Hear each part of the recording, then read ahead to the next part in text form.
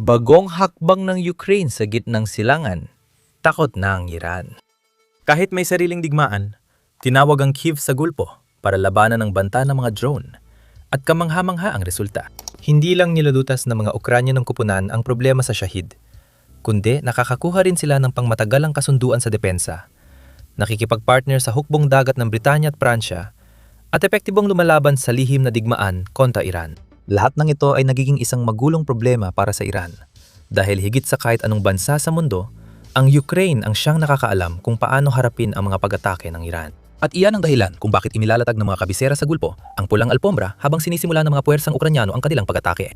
Para maintindihan kung bakit biglang dumating ang Ukraine para tumulong sa gulpo, kailangan mong simulan sa mismong issue na nagdala sa kanila doon, ang politika sa gulpo. Ganito kasi yan.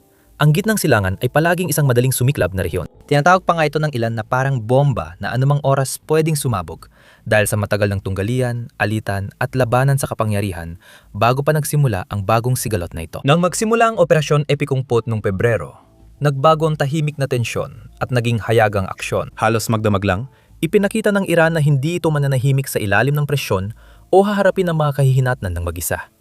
Sa halip, pinalawak nito ang labanan. Ginawa nitong mas mapanganib at hindi inaasahan ng sitwasyon. Paano nga ba nagawa ito ng Iran? Simple lang, inatake nito ang lahat, walang awa. Planado ang mga drone attack na tumama sa halos lahat ng pamunahing bansa sa gulpo, tinarget ang mga base militar, infrastruktura ng langis, at sibilyang lugar gaya ng mga paliparan sa UAE, Saudi Arabia, Kuwait, Qatar, Bahrain at Oman. Gabi-gabi, laging aktibo ang mga air defense system sa rehiyon. Bantay sa kalangitan, tinututukan ng mga target at paulit-ulit na papaputok para makasabay. Hinaharan ng Saudi Arabia at UAE ang 12-12 ng drone sa isang bugso. Pero hindi perpekto ang sistema at may ilan pa ring nakakalusot. Tuwing may nakakalusot, hindi lang ito nagdudulot ng pinsala, kundi ipinapakita rin ang kahinaan na pwedeng targetin muli. Pero bahagi lang yun ng kwento. Dahil ang tunay na kalamangan ng estratehiya ng Iran ay hindi lang kung saan, kundi paano ito umatake. Mura sa pamantayang militar ang mga Shahid drone na pangunahing inaasahan ng Iran. Kadalasan nagkakahalaga lang ng 20,000 hanggang 50,000 dolyar. Sabay-sabay pinapakawalan ng Iran ang mga ito. Kaya napipilit ang mapaputok ng mga interceptor missile na nagkakahalaga ng milyon-milyon ang mga tagapagtanggol para sa proteksyon. Ang hindi pagkakapantay ng gastos na yon ay lumilikha ng isang malupit na bitag. Kahit mapigilan ng tagapagtanggol ang mga drone, talo pa rin sila dahil naubos ang pera nila. Sa mga kamakailang pag-atake sa Saudi, gumastos ang mga tagapagtanggol ng 10-10 milyong dolyar sa mga interceptor. Samantalang katiting lang ng halagang iyon ang mga papasok na Shahid. Agad napansin ng mga bansa sa gulpo na ang estratehiya ng Iran ay nakatuon sa pagpapagod sa kalaban. Ang gasto sa pagpigil ng mga atake ang totoong problema. Bagong masakit na aral ito para sa mga estado sa gulpo. Sa kabilang panig ng mundo, bihasang-bihasa na ang Ukranya sa ganitong digmaan. Mula nang ilunsad ng Rusya ang kanilang malawakang pananakop, nagsusuplay na ang Iran ng libu-libong ganitong mga drone sa Moscow. Walang tigil ginamit ang mga drone laban sa Ukranya, kaya napilitan silang agad mag-adapt. Kaya naman, nakabuang mga puwersa ng Ukranya ng mga paraan para ma-detect agad ang mga mababang lipad na drone bago pa man makarating sa kanilang mga target. Gumawa sila ng mga sistema para i-jam ang mga signal at guluhin ang paggabay ng mga ito. Hindi na lang sila umasa sa mamahaling missile. Gumawa sila ng patong-patong na depensa gamit ang electronic warfare, mobile gun team, at mas murang paraan ng pagharang. Nagbuo pa sila ng mga quick response unit na mabilis na makakarating saan man dumitaw ang banta. Nang lumabas uli ang parehong taktika sa gulpo, may isang bansa na alam agad kung ano mismo ang kinakaharap nito. Iyan ang dahilan kung bakit mahalagang asset ang Ukraine doon. Nung una, tahimik ang suporta. Maliit na grupong tagapayo mula Ukraine ay palihim na pumunta sa reyon sa hiling ng mga kasosyo sa gulpo, kadalasan may pahintulot ng Washington. Hindi ito magarbong pagdating, kundi dala nila ang pinaghirapang taktikal na kaalaman. Mga taktikang aral mula sa karanasan, mobile na gamit para sa electronic warfare, at matibay na kumpiyansa ng mga operator na nakaligtas na sa ilang taong pag-atake ng mga drone. Simple ngunit epektibo ang kanilang ginagawa. Nagbahagi sila ng taktika, nagsagawa ng simulation, at tinulungan ng lokal na crew gumawa ng depensa laban sa swarm attack ng matipid. Habang binobomba ng Iranian Shahid ang airbase, pasilidad ng langis, at shipping lane, hindi nagtagal ay nabunyag ang lihim nilang pakikipagpartner. Patuloy na tumindi ang pressure. At kailangan ng mga leader ng gulpo ng totoong resulta, hindi lang mga suhestyon. Kaya nagsimulang tumaas ang suporta. Noong Marso, nagpadala ang Ukraine ng counter-drone team sa Qatar, UAE at Saudi Arabia. Ilang linggo lang, lumawak sila sa Kuwait at Jordan. May 5 bansa ngayon na may eksperto mula Ukraine. Mahigit 200 espesyalista ang nagdala ng karanasan sa labanan mula Kiev sa Gulpo. Hindi ito mga opisyal na nakaupo lang sa opisina o mga eksperto lang sa teora. Sila ay mga operatiba na matagal na natutong mabuhay at lumaban sa tuloy-tuloy na pag-atake ng drone sa mga lungsod at power grid ng Ukraine. Hindi lang payong dala nila. Ipinakita rin nila ang mga bagong paraan ng pagtuklas na nahasa nila sa madilim na langit ng Kiev at Kharkiv. Tinuruan nila ang mobile team paano pagsamahin ang radar, acoustic sensors, at murang interceptor drone na gawa sa Ukraine na ilang libo lang ang halaga imbes na milyon-milyon. Ipinakita nila kung paano pagsabay ng electronic jamming at mabilis na kinetic na pagpabagsak, paano ayusin ang banta sa gitna ng pag-atake, at paano tipirin ang mahal na missiles tulad ng Patriots para sa madalaking panganib. Habang ang abot kayang sistema ng Ukraine ang humaharap sa murang Shahid. Sa live fire drill na naging aktual na operasyon, napatunayan nila kung anong epektibo kapag laging maingay ang kalangitan. At may dahilan kung bakit ang Ukraine ang nasa papel ng guro. Magaling ang mga koponan ng Ukraine sa ganitong gawain, kaya umabot sa 87% ang rate ng pagharang kahit sa matitinding pag-atake. Ang ganitong klase ng record ang mismong binibili ng mga estado sa Gulpo. At ito rin ang dahilan kung bakit mabilis na tumataas ang kumpiyansa sa mga sistema ng Ukraine sa buong reyon. At heto, kung nag-enjoy ka sa pagtalakay na ito, kung paano binabaliktad ng Ukraine ang sitwasyon laban sa Iran, pindutin mo na ang like button at mag-subscribe ka na. Bakit? Dahil nagsisimula pa lang tayo at ang mga pinakamagagandang plot twist ay paparating pa lang. Kaya manatili ka lang at manood. Noong unang bahagi ng Abril, opisyal na kinumpirma ni Pangulong Volodymyr Zelensky na lampas na sa pagsasanay at payo ang mga tauhan ng Ukraine. Direkta na silang bahagi ng depensa sa gitnang silangan. Ang mga operatiba ng Ukraine na natatrabaho kasama ang mga lokal na grupo ay lumahok sa aktual na pagharang gamit ang mga sistemang gawa ng Ukraine upang pabagsakin ang mga Shahid na dinisenyo ng Iran, ang parehong mga sandatang bumagsak sa kanilang sariling mga lungsod sa loob ng maraming taon. Ironical ang sitwasyon. Ang mga drone mula Iran na ginamit ng Russia laban sa Ukraine ang naging dahilan para maging eksperto ang Kiev sa murang paraan para mapigilan ang mga ito. Ngayon, ang parehong mga eksperto ng Ukraine na sanay sa labanan at ang kanilang murang mga sistemang pangharang ay tumutulong na baguhin ang takbo ng laban sa Gulpo, pinipigilan ng mismong banta na pinakawala ng Tehran. Tunay na ganti ng tadhana kung iisipin. Sa madaling salita, sinanay ng Iran ang sarili nilang mga magiging tagalutas ng problema at pagkatapos ay napanood nilang kinuha sila ng mismong mga target nila. Oh, panurin mo ito. Sumasalamin ito ng perpekto sa pagbabago ng sitwasyon. Kapag umatras ka at pinagduktong-duktong lahat ito, nagiging malinaw ang buong larawan. Nagpadala ang Iran ng mga drone na ito sa Russia para palawakin ang saklaw nito at palakasin ang impluwensya nito. Dahil dito, napilitan ng Ukraine na maging isa sa mga pinakabihasang puwersa sa mundo sa pagpigil sa mga ito. Ang tuloy-tuloy na presyon sa mga taon ay naging kasanayan, na lumitaw ngayon sa Gulpo habang sinusubukan ng Iran ang parehong estratehiya. Kinuha ng Ukraine ang isang problemang wala siyang ibang pagpipilian, kundi lutasin, ginawa itong isang gumaganang sistema, at pagkatapos ay dinala ang sistemang yon sa isang bagong laranang labanan. Ang dating pakikibaka para mabuo ay naging kalamangan na ngayon ay bumabago sa paraan ng paglaban sa sigalot na ito. Hindi lang agarang tulong ang ginagawa ng Ukraine. Nagtatayo ito ng isang bagay na maaring magbago kung paano ipagtatanggol ng Gulpo ang sarili nito sa mga darating na taon. Imbes na lang sa pagsasanay o taktika, ginagawa na ng Ukraine na pangmatagalang kasunduan sa depensa ang kanilang karanasan sa digmaan. Noong huling bahagi ng Marso, pumirma ito ng 10 taong kasunduan sa pag-export ng depensa, kasamang Saudi Arabia, UAE at Qatar. Tinawag ito ni Pangulong Volodymyr Zelensky na bagong modelo ng kasunduan sa drone. Pero di lang sa mga drone, umiikot ang ideya. Ang mga kasunduan ito ay para palakasin ang kakayahan sa Gulpo. Kasama rito ang mga pinagsamang linya ng produksyon na maaring itayo sa Ukraine at sa mismong mga bansang iyon, pinagsasaluhang pag-unlad ng teknolohiya at mga organisadong programa ng pagsasanay na nagtuturo sa mga lokal na puwersa kung paano patakbuhin at panatilihin ang mga sistemang ito ng mag-isa. Hindi lang ito tungkol sa pagbili ng kagamitan at umaasang gagana ito. Tungkol ito sa pagbuo ng isang sistemang kayang tumayo ng mag-isa sa paglipas ng panahon. Kumakalat na ang interes at mahigit 10 bansa ang masusing tumitingin sa posibilidad na sumali sa modelong ito. Hindi lang tungkol sa Gulpo ang kasunduan sa drone. Kasabay nito, may pangalawang hakbang na nangyayari sa Europa. Ang Alemanya, Norvega, Italia, Sweden at Netherlands ay nagdadagdag ng Ukrainian interceptor drone at electronic warfare system sa kanilang depensa. Ibig sabihin, ang kaalamang ibinabahagi ng Ukraine kina Riyadh at Doha ay nagpapalakas din sa silangang panig ng NATO. Ginamit ng Kyiv ang karanasan sa digmaan para gawing flexible at epektibong sistema na kayang protektahan ng mga ruta ng langis sa Gulpo at ang kalangitan ng Europa laban sa parehong banta. Mahalaga ang lahat ng ito dahil hindi isang solusyon lang o mabilisang ayos ang iniaalok ng Ukraine. Isang kumpletong sistema ang iniaalok nila na nasubukan na sa ilalim ng matinding pagsubok. Kasama sa sistema ang attack at interceptor drone, electronic warfare tools, layered air defense at anti-swarm na nagtutulungan. Kasama rin dito ang mga operator na matagal nang humaharap sa totoong pag-atake at natututo kung anong epektibo o pumapalya sa patuloy na pressure. Hindi ito teorya, kundi sistemang hinubog ng pakikibaka para mabuhay. At hindi maraming bansa ang kayang mag-alok niyan sa merkado. At iyan mismo ang dahilan kung bakit ito napaka-epektibo laban sa paraan ng Iran.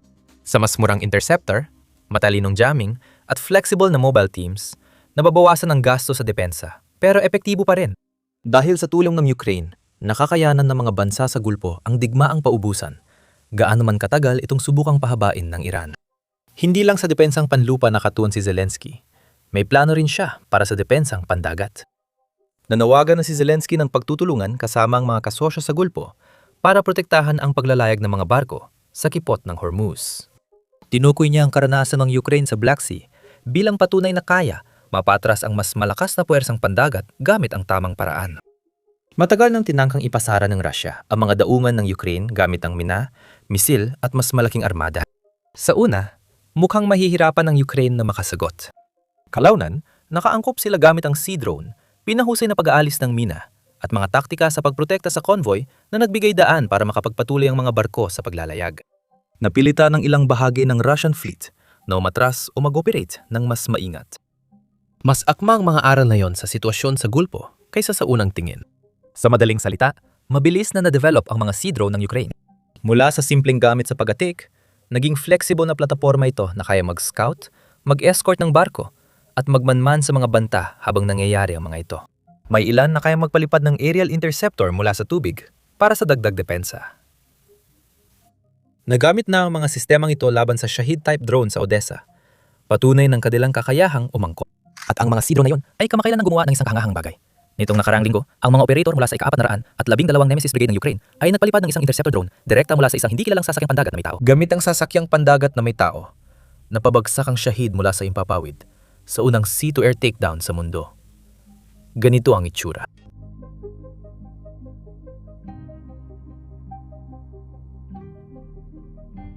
Ipinahiwatig na ni Zelensky na maaari silang tumungo sa Gulpo sa lalong madaling panahon.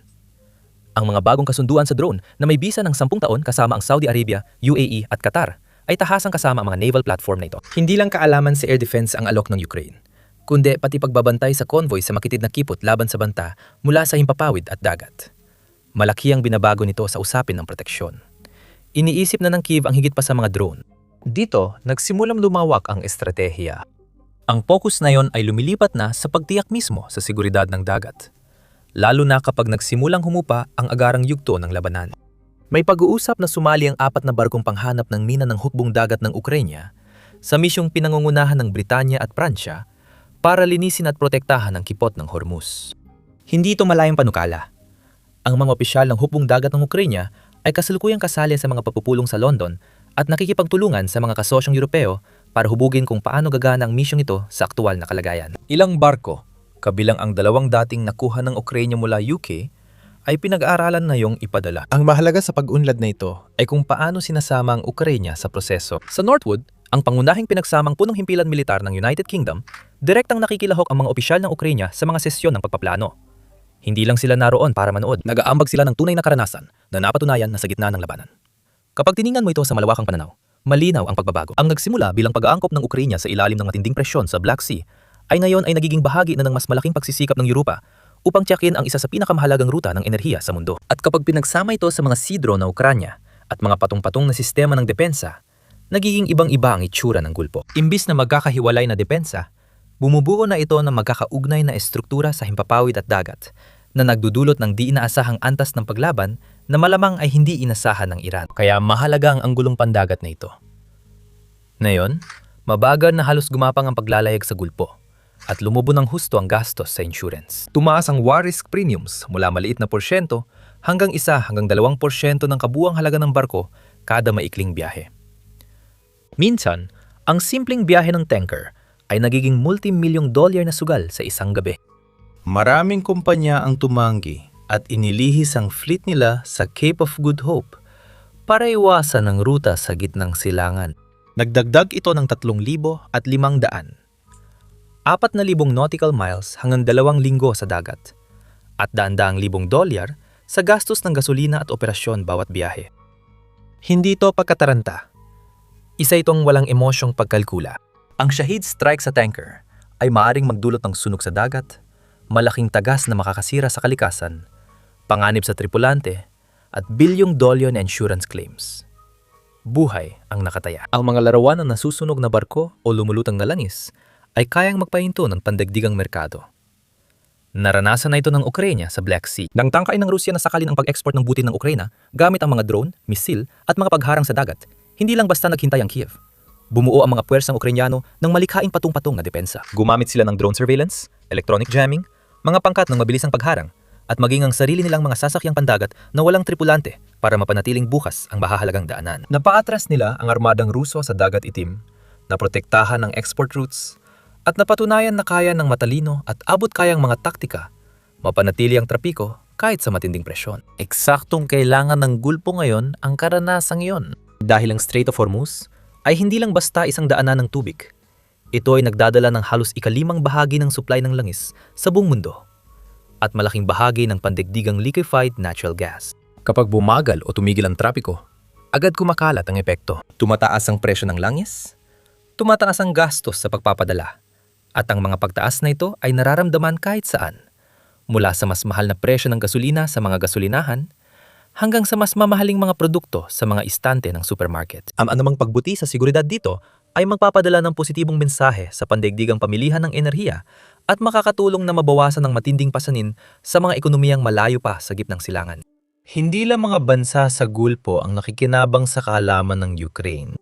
Nakikita ng Pentagon ang kahalagahan nito at ginagamit na rin ito. Kamakailang, palihim na dinala ng Estados Unidos ang teknolohiyang kontra-drone na SkyMap ng Ukraine sa Prince Sultan Air Base, Saudi Arabia. Isa ito sa pinakamahalagang base militar sa rehiyon. Kasamang dumating ang mga kopo ng Ukrainyano para sanayin ng mga tauhang Amerikano kung paano ito epektibong gamitin kapag may tunay na banta. Ang SkyMap ay isang smart command at control system mula sa isang kumpanyang Ukrainyano na nagtitipon ng datos mula sa radar, acoustic sensor at iba pa para makagawa ng malinaw na larawan ng kalangitan. Mabilis nitong natutukoy ang banta at tumutulong sa mabilis at matalinong tugon. Hindi lang ito simpleng eksperimento. Ang militar ng US ay gumagamit ng kagamitang subok na sa labanan. Ginagawa nila ito para protektahan ang mga base nila laban sa Iranian drone na sumira dati sa Prince Sultan. Ang mga pag-aataking yon ay sumira ng mga eroplanong Amerikano, nagdulot ng pinsala sa mahahalagang infrastruktura, at nagbuwis pa ng buhay ng kahit isang kasapi ng militar ng US. Nakita ng Pentagon ang kahinaan ng kanilang depensa sa himpapawid, kaya lumapit sila sa pinahusay na sistema ng Ukraine laban sa mga drone ng Russia at Iran. Ang dating desperadong pangailangan sa digmaan ay naging estratehikong kalamangan na gusto ng pinakamakapangyarihang militar sa mundo. Pero hindi naging madali ang kwento nito. Tumutulong ang Ukraine sa bagong kaalyado habang patuloy na nakikipaglaban para sa kaligtasan ng bansa. Patuloy na nanganganib ang mga lungsod, istasyon ng kuryente at infrastruktura, kaya mahalaga ang bawat desisyon. Bawat sistemang ipinapadala sa ibang bansa ay isang bagay na sana'y magagamit para ipagtanggol ang isang target sa sariling bayan. Malinaw na itong sinabi ni Pangulong Volodymyr Zelensky. Tumaas ang tensyon dahil nagpadala na ng mga Patriot missile battery ang Estados Unidos sa Gulpo. Ang sistemang ito ay para sana sa Ukraine, ngunit inilipat ng Washington sa gitnang silangan para protektahan ang mga base at kaalyado dahil sa pagdami ng atake ng Iran. Malinaw nitong ipinapakita ang kapalit ng pasyang iyon. Ang isang missile na ginamit para protektahan ang isang pasilidad ng langis sa Gulpo ay sana'y nagamit para pigilan ang isang pag-atake ng Russia sa isang lungsod sa Ukraine. Ito ang dilemang kinakaharap ng Ukraine. Hindi ito kumikilos dahil komportable ito. Gumagawa ito ng mga kalkuladong hakbang habang patuloy na binobomba, tinutimbang ang pangangailangang suportahan ang mga kaalyado sa ibang bansa at ang agarang pangangailangang ipagtanggol ang sarili nitong mamamayan. Bawat pag-deploy at bawat sistema ay nagpapalubha sa kakulangan ng mga rekurso. Sa pagpasok nito sa Gulpo, pinatunayan ng Ukraine na mahalaga ang karanasan nito sa digmaan at kaya nitong palakasin ang depensa sa labas ng bansa, kahit patuloy ang laban para sa sariling kaligtasan. Kasabay nito, nakikita ng Kyiv ang oportunidad. Ang mga ugnayang ito ay nagbubukas ng pinto sa politika at kooperasyon sa depensa at pag-export.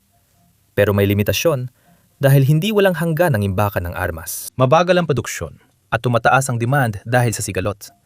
Kaya kumikilos agad ang Ukraine para gawing bentahe ang kanilang karanasan bago maramdaman ang limitasyon.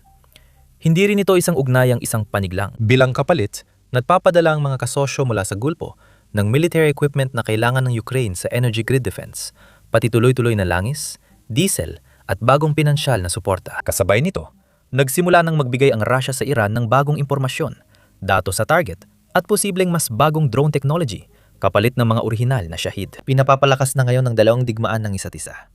Ang dating pagtulong ng Iran kay Putin ay ngayon ay tulong na ni Putin sa Tehran para gumanti. Lalong tumataas ang panganib para sa lahat. May mas malalim pang pagbabago ring nagaganap. Sa pagtulong sa Gulpo, unti-unti nitong pinaglalayo ang Iran, Russia, at maging ang mga bansang minsang gustong ilapit ng Tehran. Nagsimula sa Iran na nagpapadala ng drone sa Russia, nauwi ito sa pagagos ng pera at langis mula Gulpo, pabalik Ukraine. Mahalaga ang mga siklong ito dahil binabago nila ang mga alyansa sa loob ng taon, hindi lang buwan. Hindi lang basta dumating ang Ukraine sa Gulpo. Dumating ito bilang nag-iisang bansang nalutas na. Ang problemang pinipilit pang solusyonan ng iba habang nasa ilalim ng seguridad ng US at Europa. Nagbunga ito ng bago. Pera at langis ng Gulpo, mga estruktura ng pamumulong militar ng Europa, base ng Amerika, at mga sistemang napatunayan ng Ukraine, lahat nagtutulungan. Magkaibang digmaan ang gusto ng Tehran at Moscow. Nakuha nila ang magkakaugnay na larangan ng labanan kung saan naging mahalagang ugnayan ang Ukraine, pinagbubuklod ang depensa ng Europa at Gulpo gamit ang natatanging karanasan. Dito papasok ang mahalagang tanong. Ano nga ba talaga ang ibig sabihin ng pagtatapos ng Ukraine sa paghahari ng teror ng Iran sa Gulpo? Hindi ito nangangahulugan ng biglaang tagumpay o isang malinis na solusyon sa lahat ng tensyon sa reyon. Ang tunay na ibig sabihin nito ay mas tiyak na layunin. Alisin ang pangunahing kalamangan ng Iran, ang mababang gastos, na siyang nagpapagana sa kanilang estratehiya. Kung patuloy itong gagana, posibleng lumawak ang epekto lampas Gulpo. Maaring maging pangunahing tagapagbigay ng Ukraine ng makabagong solusyon sa depensa mula sa karanasan sa labanan. Ang murang modelo ng Iran ay haharap sa tuloy-tuloy na paglaban, hindi mabilisang tagumpay. Sa wakas, magkakaroon ng angkop na kagamitan ng mga estado sa Gulpo ayon sa banta, hindi na kailangan gumastos ng sobra. Ngunit, lumilitaw ang tanong, aling paraan na magtatagumpay sa huli? Tuloy-tuloy na presyon gamit ang murang mga drone o mas matatalinong depensa na tumatagal sa paglipas ng panahon? Patuloy pang lumalabas ang sagot. Hindi pa tumitigil ang mga pag-atake at ginagamit pa rin ang mga drone. Pero may mas malalim na pagbabagong nangyayari. Ang mga numero sa likod ng labanan, ang gastos, ang pagpapanatili at ang pangmatagalang presyon ay nagsisimula ng gumalaw sa ibang direksyon. At nananatiling mataas ang mga nakataya. Direktang naapektuhan ng mga kaganapan sa Gulpo ang pandigdigang pamilihan ng enerhiya, kaya't agad gumagalaw ang presyo kapag may aberya at mabilis na kumakalat ang epekto. Kasabay nito, patuloy na namumuhay ang mga tao sa rehiyon na may panganib ng mga pag-atake, habang ang Ukraine ay nananatiling nasa ilalim ng patuloy na presyon sa kanilang bansa, kahit na ibinabahagi nila ang kanilang mga natutunan. Iyan ang dahilan kung bakit namumukod tangi ang sandaling ito. Hindi ito panggilid na kwento o pansamantalang pagkakahanay, kundi pagtatagpo ng tunay na karanasan sa larangan ng digmaan at ng isang rehiyong nangangailangan ng praktikal na mga solusyon na yan mismo. Nakasalalay ang estratehiya ng Iran sa katotohanang nahihirapan ng iba na tumugon ng tuloy-tuloy, pero pinapakita ng Ukraine na hindi na ito ang kaso ngayon. At kung magpapatuloy ang pagbabagong yon, hindi lang bahagyang magbabagong balanse sa reyon. Magsisimula itong magbago sa mas pangmatagalang paraan. Kung nagamit ng Ukraine ang drone ng Iran laban sa kanila, habang bumubuo ng mga alyansa sa dalawang kontinente, pindutin mo na lang ang like at mag-subscribe para sa updates. Regular kaming naglalabas ng mga update na ganito at ayaw mo mapalampas ang mga susunod na mangyayari.